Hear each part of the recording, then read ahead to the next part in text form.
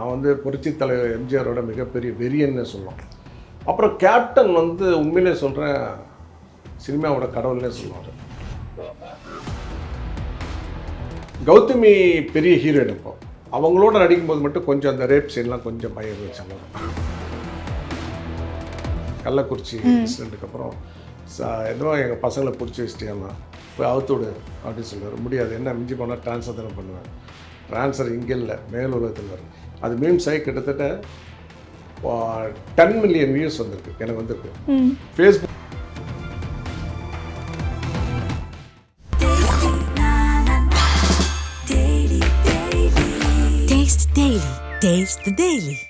இப்போ ஆடி தள்ளுபடி, கூடவே டிஸ்கவுண்ட் வவுச்சர்ஸ். இதை எப்போ யூஸ் பண்றது? ஆடியில தள்ளுபடி, ஆவணியில டிஸ்கவுண்ட் வவுச்சர்ஸ். போத்தீஸ் ஆடியில் தள்ளுபடியுடன் டிஸ்கவுண்ட் வவுச்சர். அது வாசல் வருஷத்துக்கு முன்னாடி கெட்ட போட்டு வந்தேன். கார்த்திக் சார் நம்மளாம் தெரிச்சு ஓடிட்டாங்க. இவ்வளோ போட்டு வந்தேன். அலி பாபா அவர் நித்திலன் சார் வந்து பேசியிருந்த ஒரு மேடையில், இதை ஒரு மேடையில் அவன் பேசுனதை வச்சு தான் தூக்குடா உடனேன்னு சொல்லி தூக்கிச்சலாம். அது உண்மையிலே டைரக்டரோட.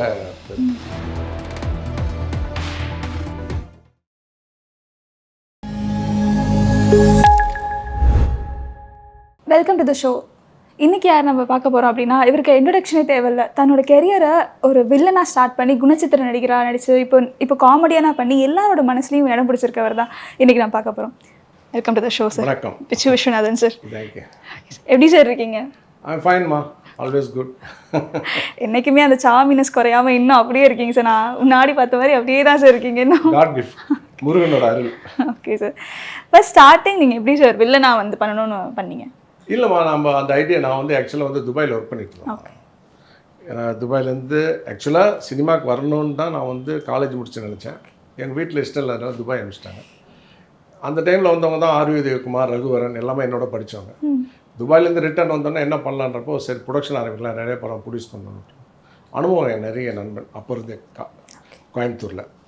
அவன் நீ என்னடா வேலை கிடைக்குமா, ப்ரொடக்ஷன் ப்ரொடியூஸ் பண்ணலாம் அப்படின்னு சொல்லி கூப்பிட்டு வந்துட்டு அதில் என்ட்ரி ஆகி அப்போ வந்து இருக்கும்போது என்னை ஃபஸ்ட்டு செலக்ட் பண்ணி செலக்ட் பண்ணி வச்சது பாரதி ராஜா சார். அது மிஸ் ஆயிடுச்சு. அப்போ வந்து என்ன புதுசாக வந்ததுனால நமக்கு ஓகே நடிப்பு ஒரு வாய்ப்பு வந்திருக்கு. சரி டயட் படத்தில் நடிக்க முடியலன்றப்போ மணிவண்ணன் சார் எங்கள் ஆஃபீஸ்க்கு ஒரு தடவை வந்தார். அப்போ வந்து இல்லை சார் நீ இதில் நடிக்கலேன்னு என்ன கேப்டன் வச்சு சந்தன காட்டன் ஒரு படம் இருக்கார், இல்லை வில்லனா நீங்கள் நடி அப்படின்ட்டு கேப்டனை போய் இன்ட்ரடியூஸ் பண்ணி வச்சார். அவர் உடனே ஆல் தி பெஸ்ட் நீங்கள் நடிங்க அப்படின்னாரு. இப்போ இவ்வளோ ஹேர் வச்சுருப்போம் ஃபஸ்ட்டு படத்தில்.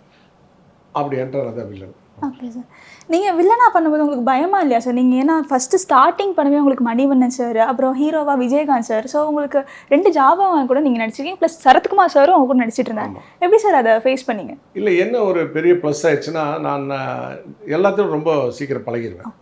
அப்புறம் கேப்டன் வந்து உண்மையிலே சொல்கிறேன், சினிமாவோட கடவுள்னே சொல்லுவார். நான் வந்து புரட்சி தலைவர் எம்ஜிஆரோட மிகப்பெரிய வெறியன்னு சொல்லுவோம். அந்த மாதிரி கேப்டன் என்னென்னா ஒரு கொண்டு போய் இன்ட்ரடியூஸ் பண்ணுறாரு, இவர் தான் வில்லன். ஏன்னா எனக்கு ஃபைட்டு தெரியாது, ஆக்டிங் என்ன எதுவுமே தெரியாதப்போ எதுவுமே கவலைப்படாதீங்க நான் பார்த்துக்கிறேன்ட்டு ஃபைட்லாம் கூட இருந்து அவர் தான் எடுத்தார். அந்த பயம் போயிடுச்சு. ஏன்னா ஃபஸ்ட்டு டேவே வந்து அவர் நல்லா கூட உட்காந்து பேசுகிறாரு. நான் எப்படி மேக்கப் போட பின்னாடி இருந்து பார்த்தாரு, மேக்கப் எவ்வளோ வேணால் கம்மி பண்ணி அப்படின்னு அவர் ரொம்ப என்கரேஜ் பண்ணார் ஆரம்பத்தில். அப்புறம் மணிவண்ணன் சார் நல்ல ஃப்ரெண்ட் ஆகிட்டார். நல்ல ஃப்ரெண்டாகி ரொம்ப க்ளோஸ் ஃப்ரெண்ட் ஆகிட்டோம் நாங்கள். அப்புறம் சரத் சார் அஃப்கோர்ஸ் அவர் நல்லா பழகுவார், இது வரைக்கும் நல்லா பழகுவார். ரொம்ப நல்ல கேரக்டர் சரத் சாரும். ஸோ அதனால் எனக்கு ஒரு பெரிய டீமில் போய் நம்ம ஐயோ பயந்து அப்படின்ற என்னென்னா கௌதமி பெரிய ஹீரோயின். இப்போ அவங்களோட நடிக்கும்போது மட்டும் கொஞ்சம் அந்த ரேப் சீன்லாம் கொஞ்சம் பயம் இருந்துச்சு, அவ்வளோதான். அந்த மாதிரி சீன்லாம் பண்ணும்போது உங்களுக்கு ஒரு மாதிரி ஆக்வர்டாக இல்லையா சார்? இல்லை, நீங்கள் படத்தில் பார்க்கும்போது கண்டினியூஸாக தெரியுமில்ல, அங்கே வந்து சின்ன ஷார்ட் தான் இப்படி தொடர்றது இழுக்கிறது, அதுதானே அந்தமாரி. Okay sir. மணிவண்ணன் சார் அவரை பற்றி எக்ஸ்பீரியன்ஸ் சார்? என்னுடைய சினிமா கடவுள் அவர் கண்டிப்பாக. ஏன்னா பார்த்தோன்னே சரி டைரக்டர் படத்தில் நடிக்கல, நீ வில்லனா வா அப்படின்னு ஒரு ரெட் கார்பெட் போய் கூப்பிட்டு போனார். அதுவும் 90s வந்து ஒரு கேப்டனோட ஆப்போசிட் வில்லன் அப்படின்றப்போ வந்து எல்லாருமே பெருசாக பேசப்பட்டது. இப்போ யாரும் அவன் கோயம்புத்தூர்லேருந்து சடனாக வில்லன் ஆகிட்டலாமா அப்படின்ற மாதிரி. ஏன்னா வந்து நான் ஒரு ஃபோட்டோ எடுத்தோ 10 ஆஃபீஸ் போயே இல்லை, வந்தோடனே வந்து எனக்கு கான்டாக்ட் கிடச்சிருச்சு. அனுபவம் கூப்பிட்டு வந்தார். கூப்பிட்டு வந்து நான் மணிவன் சார் அறிமுகம்னு கரெக்டாக இந்த படம் ஈஸியாக கிடச்சிது. ஸோ ஒரு என்ன சொல்கிறேன், நான் தான் சொல்கிறேனே டைம் அதிர்ஷ்டத்தை ரொம்ப நம்புகிறேன் நான், கடவுளையும் அதிர்ஷ்டத்தை ரொம்ப நம்புகிறேன். ஸோ அந்த விதத்தில் எனக்கு அது கிடச்சி சொல்லலாம். மணிவண்ணன் சார் அப்போலேருந்தே அவர் வந்து டைரக்ஷன், குணச்சித்திர நடிகர் எல்லாமே பண்ணியிருக்காரு. ஸோ அப்போ அவருக்கு எல்லார் மனசையும் ஒரு இடம் பிடிச்சிருந்தாலும் இப்போ இருக்க யங்ஸ்டர்ஸ் கிட்ட ரொம்ப மணிவண்ணன் சாரோட டயலாக்ஸாக இருக்கட்டும், அவரோட ஆக்டிங் வைஸாக இருக்கட்டும் நிறைய பேர் பேசுகிறாங்க சார். அதை பார்த்து எப்படி சார் நீங்கள் நினைக்கிறீங்க? எனக்கு ரொம்ப சந்தோஷமாக இருக்குது. இப்போ பார்த்தீங்கன்னா ஒரு 1 month முன்னாடி ஒரு மீம்ஸ் வந்துச்சு. அமைதிப்படை சத்யராஜ் சார் வந்து என்னை பார்த்து பேசுவார். எஸ்பெஷலி இந்த கள்ளக்குறிச்சி இன்சிடெண்ட்டுக்கு அப்புறம் என்னவோ எங்கள் பசங்களை பிடிச்சி வச்சிட்டியாம்மா போய் அவுத்துவிடு அப்படின்னு சொல்லுவார். முடியாது, என்ன மிஞ்சி போனால் ட்ரான்ஸ்ஃபர் தானே பண்ணுவேன். ட்ரான்ஸ்ஃபர் இங்கே இல்லை, மேல் உலகத்தினார். அது மீம்ஸ் ஆகி கிட்டத்தட்ட 10 million வியூஸ் வந்திருக்கு. எனக்கு வந்திருக்கு.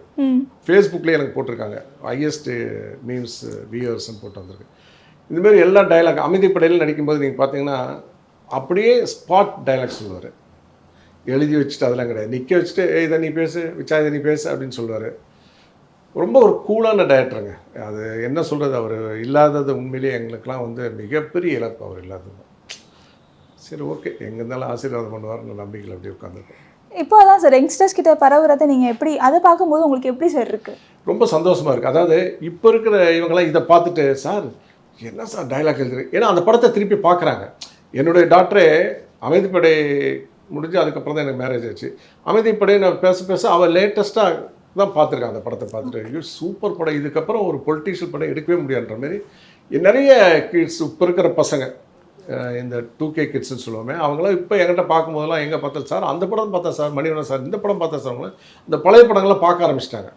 அதே மாதிரி நிறைய பார்த்தீங்கன்னா நிறைய சாங்ஸ் வந்து வருது இல்லை உங்களுக்கு, இன்ஸ்டாவில் டான்ஸ் ஆடுறாங்க பாடாத பாட்டு. ஸோ அந்த பாட்டு எங்கே இருக்குது, அந்த என்ன அழகிய இலையிலலாம் நிறைய பேர் பார்த்துட்டு உள்ளது இப்போ பார்க்குறாங்க. பார்த்து சார் அப்போ சுள்ளத்தெழுத்தில் நடிச்சிருக்கீங்களா சார் சொல்லுவோம். அதெல்லாம் கேட்கும்போது ரொம்ப சந்தோஷமாக இருக்குது. ஸோ இது வந்து இன்ஸ்டா வந்து ஒரு பெரிய ப்ளஸ்மா. இந்த பழைய சாங் வந்து அந்த ஒவ்வொருத்தர் பார்க்கும்போது கேட்கும்போது சந்தோஷம் தானே. அதே மாதிரி சத்யராஜ் சார் வந்து ஒரு மேடையில் சொல்லியிருப்பாரு, என்னோட மணிவண்ணன் டேரக்ட் அவர் இருந்தால் மட்டும்தான் நான் மோடி மாதிரி ஒரு இதுலலாம் நடிப்பேன், பயோபிக்லாம் நடிப்பேன். அதெல்லாம் இப்போ கேட்கும்போது உங்களுக்கு எப்படி சார்? பெருமையாக இருக்குது. ஏன்னா நான் நடிக்க வந்த புதுசில் எனக்கு வந்து சத்யராஜ் சொன்ன அட்வைஸ் ஞாபகம் இருக்குது. தலைவா, எந்த கேரக்டர் வந்தாலும் நடிங்க, இதுதான் நடிப்பேன்னு உட்காந்துடாதீங்க. ஸோ எந்த கேரக்டர் கிளிக்காதோ அதை அப்படியே பிடிச்சி அப்படியே ஓடிடுங்க அப்படின்வாரு. ஸோ அவரெலாம் எனக்கு வந்து ஆரம்ப காலத்தில் ரொம்ப ஹெல்ப் பண்ணியிருக்காரு, ரொம்ப சப்போர்ட் பண்ணியிருக்காரு. ஸோ அவர்லாம் அதேமாரி மணிவண்ணன் சார் வந்து அவருக்கு என்ன கேரக்டர் கொடுத்து எப்படி கொண்டு வந்தாருன்ட்டு அவர் பேசியிருப்பார். அந்த ஒவ்வொரு படத்துலையும் அவர் எப்படி கெட்டப் மாற்றி பண்ணியிருக்காரு. ஸோ 2 ஜாம்பவான்கள் பேசும்போது சந்தோஷமாக இருக்கு கேட்குறது. கார்த்திக் சார் டார்லிங் அவர், அதாவது என்ன சொல்கிறது, என் பேரே அழகாக கூப்பிடுறது வந்து ஒரு ஹீரோஸில் அவர் விஷ் அப்படின்னு தான் கூப்பிடுவார். விச்சுன்னு கூப்பிட மாட்டார், எல்லாம் விஷ் அப்படின்னா போதும் கார்த்திக் சார் வந்துட்டார் போல இருக்குன்ற மாதிரி. அதாவது என்னென்னா எல்லாம் சொல்லுவாங்க லேட்டாக வருவார், லேட்டாக வந்தாலும் சீக்கிரம் முடிச்சுடுவார் சீன்ஸை. ஒர்க் பண்ணுறதுக்கு வந்து அப்படி இருக்குங்க அவர்கிட்ட. அதாவது என்ன சொல்லுவாங்க, நம்மளே அவரை லவ் பண்ணுவோம், அப்படி ஒரு டார்லிங் கேரக்டர் அவர். ஓகே சார், நீங்கள் உள்ளத்தை அளித்தால இருந்திருக்கீங்க. அதில் கிளைமேக்ஸ் சீன் வந்து ஒரு பிளாக்மெயில் சீன் வரும்ல சார், கார்த்திக் சாரும் கவுண்டமணி சாரும் செந்தில் சார் ஃபோனில் பேசுவாங்க. அந்த சீன் எப்படி சார் எடுக்கப்பட்டுச்சு? அது வந்து ஆக்சுவலாக அதெல்லாம் வந்து டைரக்டர் சுந்தர் சாரோட இதுதான். இன்னும் அது பேசப்படுது பாருங்க. டே தரமாட்டேன் 4000 வரைக்கும் பாவம், 4000 வரைக்கும் கஷ்டம். அதெல்லாம் எடுக்கும்போதே சிரிப்பு வச்சுங்க. அஃப்கோர்ஸ் அதெல்லாம் வந்து அந்த மாதிரிலாம் எப்படி யோசிச்சு அப்போ எடுத்தாங்கன்னு எனக்கு ஆச்சரியமாக இருக்கும். பட் சுந்தர் சி சாரோட இது அதெல்லாம். நீங்கள் அந்த செட்டில் இருந்தீங்களா சார்? அதை பார்த்தீங்களா? இல்லை நான் இல்லை அந்த டைமில். Okay sir. நீங்கள் அதே மாதிரி விவேக் சார் கூட ஒரு காமெடி சீன் பண்ணியிருப்பீங்க. அது ரொம்ப பெரிய இப்போ வரைக்கும் பேசப்படுற வந்து அது இப்போ சொல்ல அது ஒன்று வந்துருக்கு. இப்போ அது உனக்காக இல்லாமல் உனக்காக ஒரு படத்தில் வந்து திருநங்கை வேஷம் போட்டிருப்பேன். அது ஒரு பெரிய கதை. என்னென்னா எனக்கு அதில் வேறு கேரக்டர் தான் ஃபிக்ஸ் பண்ணி வச்சுருந்தேன் சுந்தர் சார். அப்புறம் திடீர்னு 2 நாளைக்கு முன்னாடி டிஸ்கஸ் பண்ணி ஏன் அந்த கேரக்டர் நீ பண்ணக்கூடாது அப்படின்ட்டு சுந்தர் சாரும் யூகேஎஸ் கேமராமேனும் கேட்டாங்க. நான் அப்புறம் இல்லை பண்ணலான்னு சார். சரி கெட்டப் போட்டு பார்த்தலாம்னு சொல்லி நம்ம இதில் ஹேர்லாம் சேவ் பண்ணி வாசன் ஹவுஸ்னு ஒரு ஷூட்டிங் ஆகும், உங்களை பார்த்துருக்க மாட்டீங்க. அந்த வாசன் ஹவுஸ்க்கு முன்னாடி கெட்டப் போட்டு வந்தேன். கார்த்திக் சார் நம்மளாம் தெரிச்சு ஓடிட்டாங்க, இவ்வளோ போட்டு வந்தேன். அலி பாபா. ஆனால் அதில் என்ன எனக்கு ப்ளஸ்னால் அந்த ஆக்டிங்கு அந்த இது வந்ததுக்கு முக்கிய காரணம், இன்னொரு காரணம் டைரக்டராகட்டும் சிங்கமொழி தான் எனக்கு நடிச்சு காமிச்சா. சிங்கமொழி வாய்ஸ் தான் அது.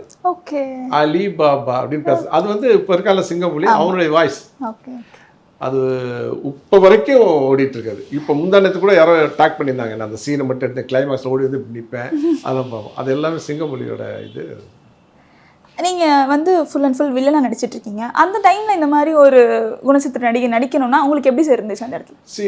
ஆஸ் ஏ ஆர்டிஸ்டாக என்ன கிடைக்குதோ அதுதான், என்ன வருதோ அதை நம்ம எடுத்துக்கணும். நான் வில்லனாக மட்டும் நடிக்கணும் கிடையாது. ஏன்னா இப்போ பார்த்தீங்கன்னா ஆனந்தராஜன் சூப்பராக காமெடி பண்ணிட்டு இருக்காரு. ஏன் அப்பயும் பண்ணியிருக்கலாம், பட் அவன் வந்து வில்லன்னு கொண்டு. ஸோ அது சேஞ்ச் ஓவர், அந்த சேஞ்ச் ஓவர் கொடுத்தது எனக்கு சுந்தர் சார். உனக்கு ஏன் நடிச்சு பாரு வித்தியாசமாக இருக்கட்டும். அதுக்கப்புறம் நான் உண்மையிலேயே நிறைய காமெடி சீரியல் நடித்தேன். ஓகே. அதை பார்த்துட்டு உண்மையிலேயே வந்து ஏஎம் சரவணன் சார் வந்து அந்த ஒரு நடிச்சிருக்க அவ்வளோ காமெடி அவரை போடுன்னு சொல்லி எஸ்வி சேகர் சாரை படம் பார்த்துட்டு என்னை கூப்பிட்டு வந்து கலாட்டா குடும்பம் ஒரு படத்தில் நடிக்க வச்சார். சூப்பர். அதில் பொம்பளை வேஷம் போட்டிருப்பேன். வனிதா விஜயகுமார் லவ் பண்ணுற மாதிரி பொம்பளை வேஷம் போட்டு ஓல்டு கெட்டப்லாம் பண்ணி அது எஸ்வி சேகர் பண்ணார்.